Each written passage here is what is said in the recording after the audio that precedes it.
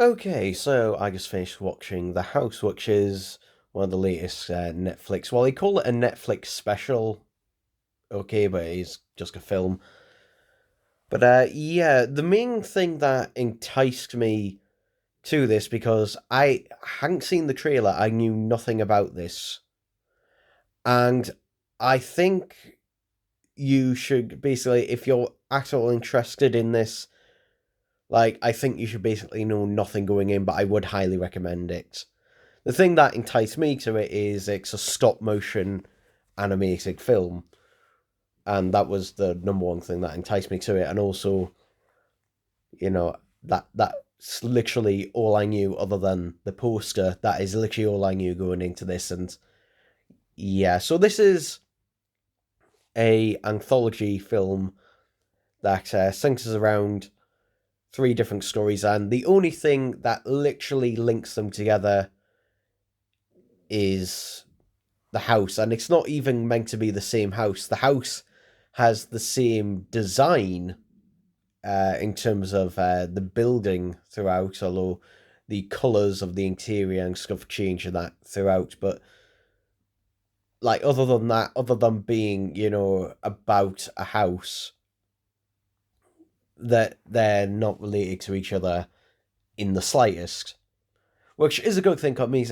they can tell their own story. So I'll talk briefly, and I might go into slight spoilers about them, but I'm not going to spoil them. I'm just going to have to talk about them slightly, but I won't give away the endings and that or twists because each one of these, spoiler alert, but each one of these do have a twist, and you can see some of them you can see coming because they are foreshadowed, but some of them you may not. But anyway, so the first of Teal are these, the first of the anthology, which is actually the one in the middle on the poster. So this is about a family who supposedly are going through some financial troubles at least, and they get offered to, hey, if you move out of your house and move into this other house, then this other house is a massive mansion type thing. All you have to do is move out of your house and just get rid of all your possessions and that, and everything is accommodated. And the first one I would say is very much an upward, basically horror type of one. Like the others have elements of horror in this, but this first one is definitely very much a horror sort of tale to it, and that's all I'm gonna say about that. The first one also has I do quite like the felt doll art style to it, so that all the characters and that are made to look like those little felt dolls.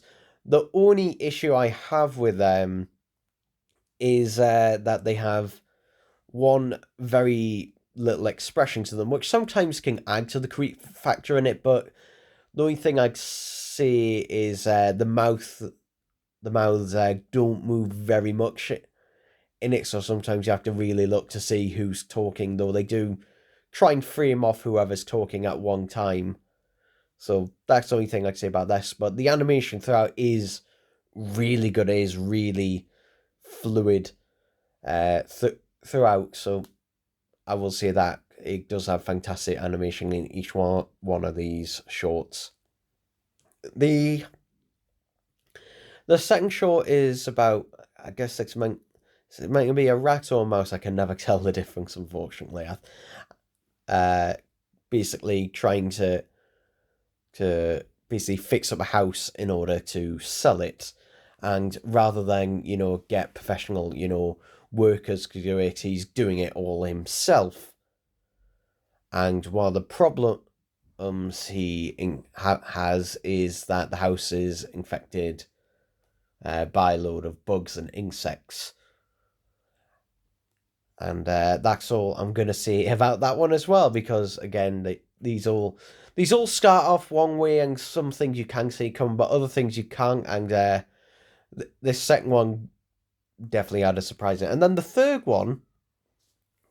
So the third one is about these cats who basically, three cats who live in this house, again the same building design, but in this world there's been a massive flood, and most of the buildings are just completely flooded, and the water is basically rising, and the house is basically falling apart. And so there's only three residents there, and they all can't pay any rent, so the house can't be fixed up, and the house is basically, falling apart. So yeah, and again, that's all I'm gonna say on that one. Out of them, which one was my favorite? I don't know, because I will say, like, if you're looking for happy endings for these, if you're looking for something uplifting, just like, yeah, no, these are not. These are very morbid. Less so, I'll say, again, spoiler, less so the last one. Spoiler alert in 3, 2, 1. But the last of these is the only one that has, like, a proper happy ending. That's the only one that has a happy ending out of all of these. So I think probably that's why it was saved to last, so at least the film ends on a happy end note, because the others don't. The others don't, so yeah, but for me, who likes, dark and morbid things, because, like, that is very much up my alley. And it's nice that, we get stuff like that. Like, seriously, Netflix, can we have more stuff like this? Can we have more stuff like this rather than the shit you've been putting out for the past couple of years? Like, we lost BoJack Horseman. That's no longer... can we have more films like that? Because I'd love to see, them do another anthology film like this with stop motion. I'd love another anthology film like this, because,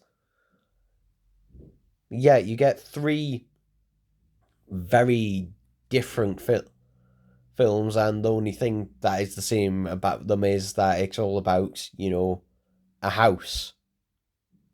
So, yeah, that is basically all I'll say about them. So, yeah. But again, if you're a fan of stop motion animation, obviously check this out. And if you're a fan of, darker, morbid sort of things, then obviously or depressing things, I should say. I should say depressing rather than that. But yeah, these films, are not, I know Netflix, I think, on their front page are trying to advertise this as more of a kids film. This is not a kids film. Like, this is not a kids film. Kids could watch it, I guess. Although, to be honest, I don't know if kids would understand some of the things that are happening in this, but I'd say I wouldn't call this adult either. I wouldn't call this like, this is. I'd say, I think this is rated 12. I think, or it might be PG. I can't remember. It's either rated 12 or PG, but for example, I remember the second short does have flat out just swearing in it. So yeah, it's not constant, but there's a few swear words in there. So yeah, I wouldn't call it a kid for kids, and the subject as well. I think, to be honest, an older audience. It's definitely designed for an older audience in mind, and they will get the most out of this. So yeah, but again, to be honest, this is definitely the best film I've seen so far this year. Obviously, this year's only just started, but yeah, this one I do highly recommend it, and I hope it gets a physical release. I know that's not likely to happen with Netflix, but still, I would love to have a physical release, and maybe some behind the scenes, because I'm fascinated. Stop motion is always the most interesting for me in terms of behind the scenes stuff. So yeah, but anyway, that's it for this thoughts on watching, and I'll see you next time. Bye bye.